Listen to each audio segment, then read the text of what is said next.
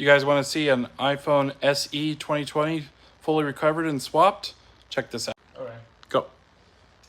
Okay, hi everyone. This is an iPhone SE 2020.